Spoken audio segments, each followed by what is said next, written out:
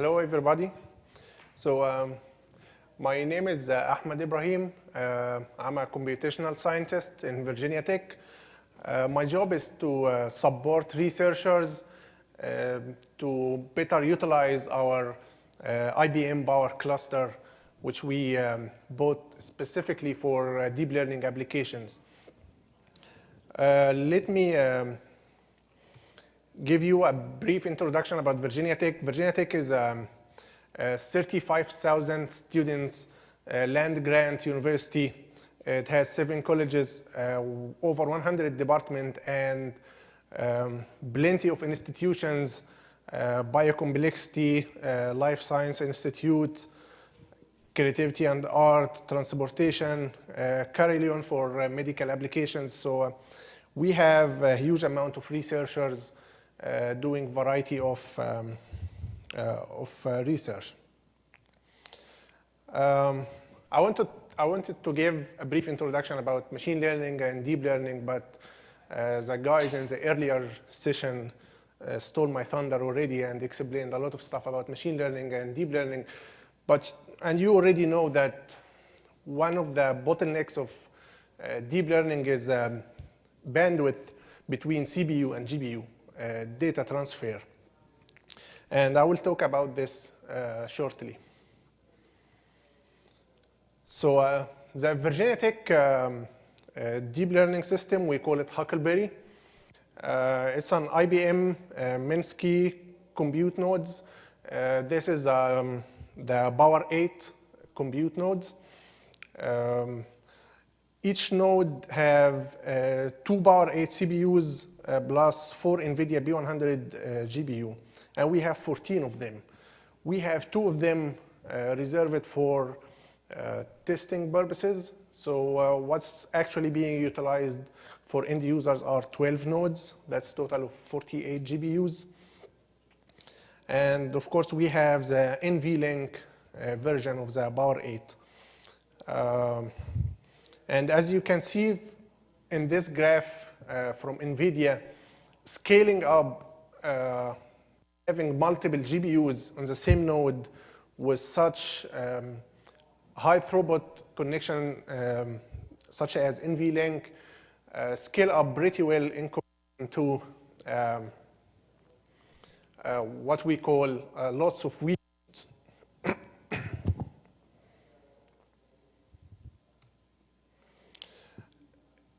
On this system, we have the PowerAI platform. It has a lot of deep learning frameworks, Café, and we have, I think, 3 versions of Café on this system. Café, IBM Café, and our own version of Café. Also, there is Torch, Tensor Flow, Theano, Chainer, and also we could compile our own software.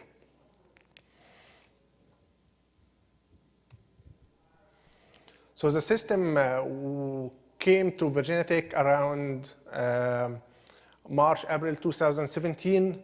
And of course, we had to do some integration with infrastructure. We have Linux network, and we have to add login nodes and integrate the LDAP authentication and follow the IT policy of Virginia Tech. That was not easy. And then during the high performance computing day, we do an annual high performance computing day at Virginia Tech. We did some demos on the Huckleberry cluster, and then we provided an early access to a subset of researchers to give us feedback about the cluster, what they need, what are their concerns, and then the system was open to the entire Virginia Tech research community around September 2017. And then kindly, IBM came near the end of September and gave a 2-day workshop to introduce the system to Virginia Tech researchers. First day was a set of speeches by IBM and Linux representatives. And we had 70 attendees. And then in the next day, We have hands-on tutorials on the IBM PowerAI software, some workshops using Jupyter Notebook, and a little bit about distributed deep learning. And this is a picture from the OpenPOWER workshop at Virginia Tech.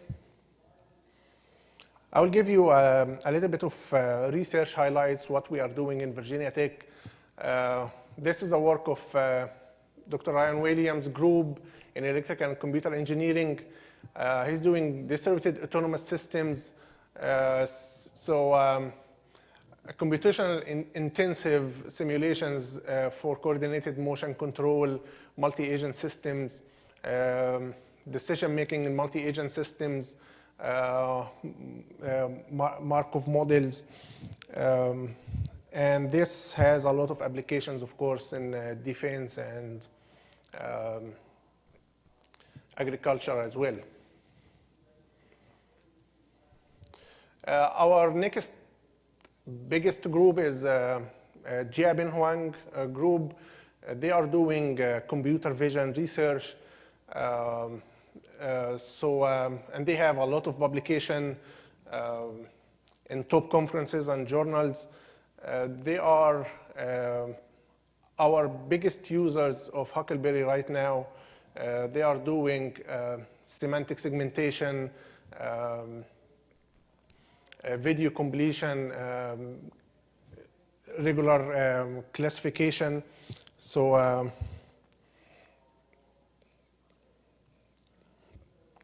another research we are doing in Virginia Tech, and this is done by me and another professor in Virginia Tech, is trying to push the limits of IBM Power Systems, because we can see potential in the power system.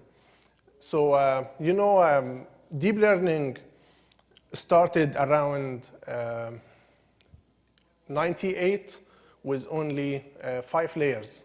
And this was called deep learning with the LeNet architecture. And then in 2012, the 8-layer AlexNet won the ImageNet competition. And this was also called deep model. So, and in only 4 years, it went from 8 layers to around 1,000 layers. And the 1,000 layer model is called ResNet, if you are familiar with deep networks architectures. So this 1,000 layers model is created by Microsoft Japan, and it won the 2016 ImageNet competition. So, and they stopped at 1,000 layer for a reason, because after that you start to push the system limits from many aspects, from the design of the network itself and from the system limits, GPU memory, how many GPUs do you have, the bandwidth between CPU and GPU. You start to push the limits a lot. And we started to go beyond what Microsoft did by doing 4,000 layers in 2017, 4,000 layers model that run on our IBM Power cluster. So, and this, we have many other clusters. We have around 4 or 5 other clusters. Only 3 of them have GPUs. 1 of them have B100 GPUs. And this model easily run out of memory on the other clusters. It can only run on Huckleberry. And right now, in 2018, we are trying to push the limits more by creating 16,000 layers model. And that's not easy in many aspects. We already fill the GPU memory, the 16 gigabyte of the GPU memory with the 4,000 layers with a very small batch size. We are using, we are doing image classification on a small images, 32 by 32 RGB images with batch size of 32, which is pretty low batch size already. So we cannot go any lower. And our main idea is to implement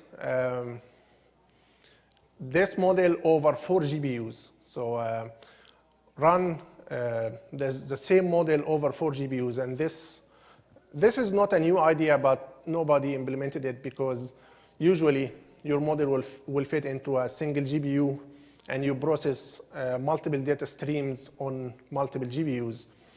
But running the same model on multiple GPUs, this would be the first of its kind to be created. And we are hitting the limits from many aspects.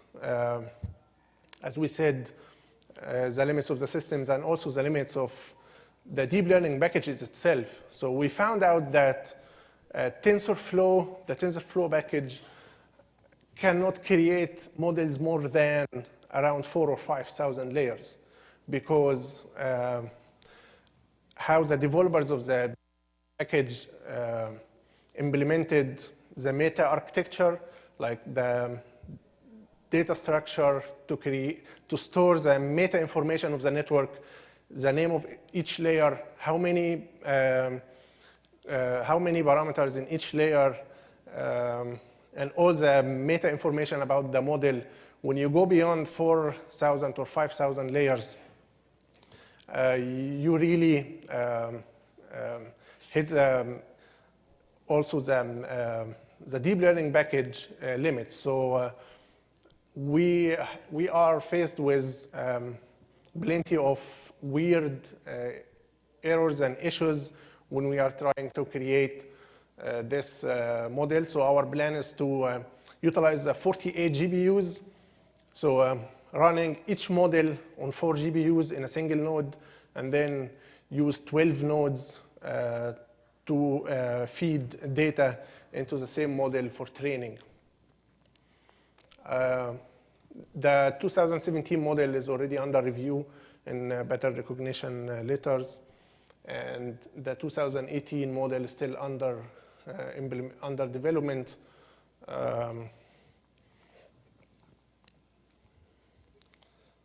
And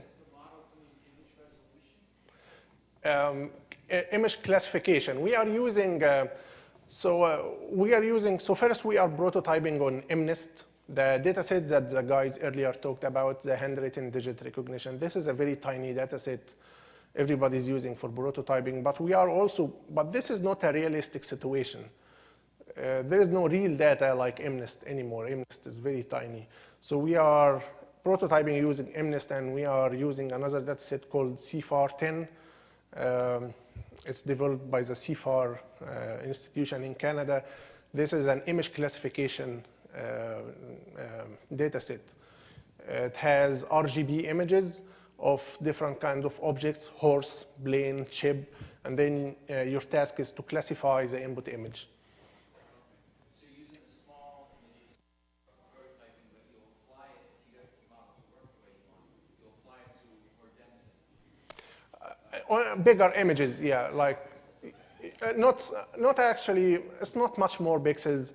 The challenge actually is that it is colored images versus black and white in MNIST. MNIST is black and white. It's not even grayscale. So it's just 0 and 1. But when you use RGB, that's much bigger than, but nearly the same resolution. Next step is to apply ImageNet, which is a much bigger data set. You had a question? So I'm not sure if this gentleman already asked the question. What neural network is this with 16,000 layers? I've never heard of it. Yeah, it's still under development. We are doing it, so you will never hear. And also the 4,000 layer, I don't think you have heard of it because this is still under review. That is the best, highest accuracy at this point. Yeah, and that's 1,000 or there is a 1,000 version and 1,200 version. But yeah, that's the biggest one till now. But there is a difference between the deepest one. So that's not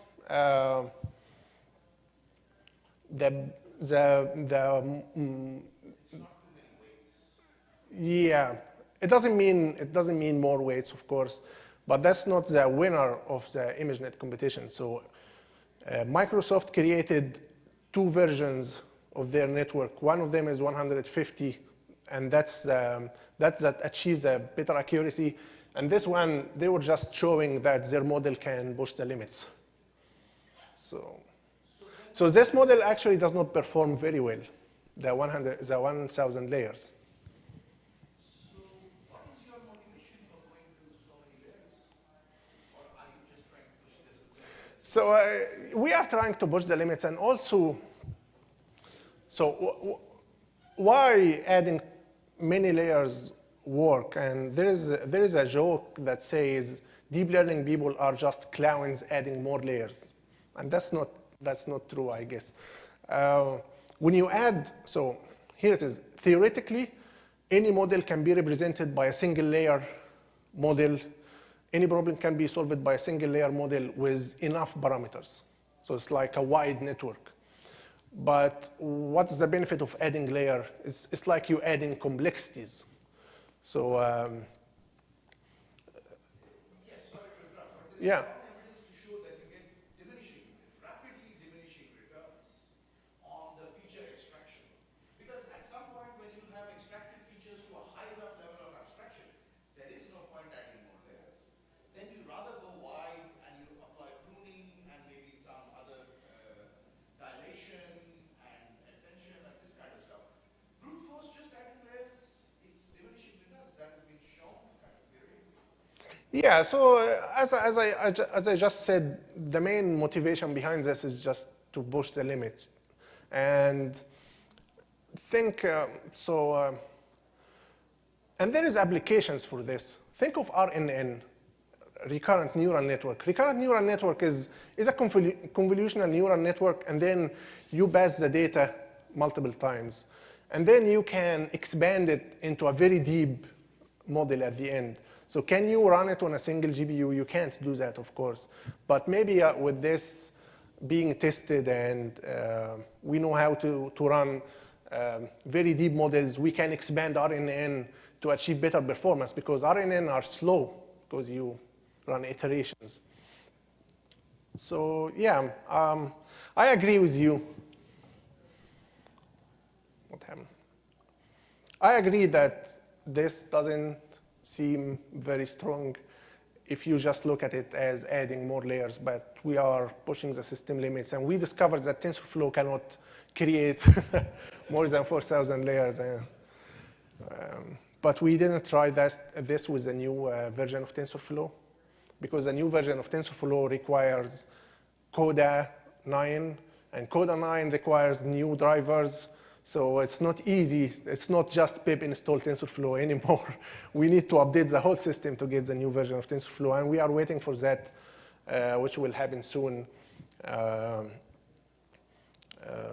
we will try to see if this limitation still exists in 1.5. The other thing we are waiting for is we already ordered Power 9, some Power 9 nodes, and we will see how it will perform with such. The last thing I will talk about is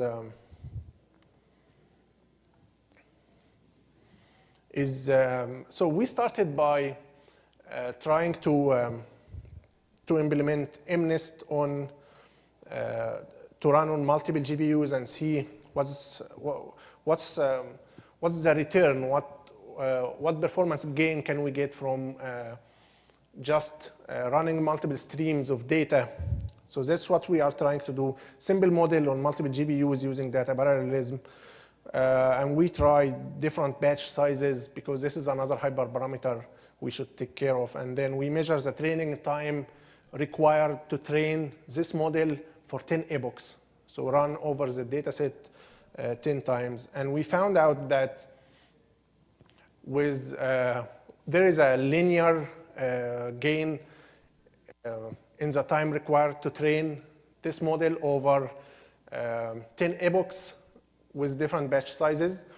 And if you see the y-axis, you will see that this is not a 100% efficient system. So the gain you get by using 4 GPUs is not 4 times the gain, right? So we still need to adjust many parameters to get better performance, but this is promising, and This cannot be done on any of our other clusters because our other clusters does not have 4 GPUs in a single node. So this was impressive.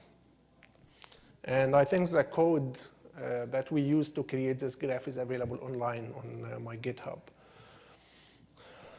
So that's all. Thank you, and any questions?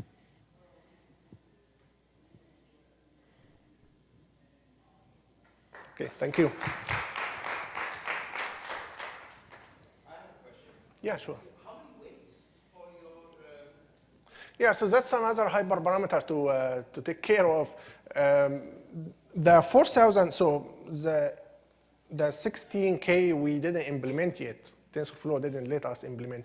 But then when you add more layers, you can reduce the number of parameters in each layer and end up with the same size.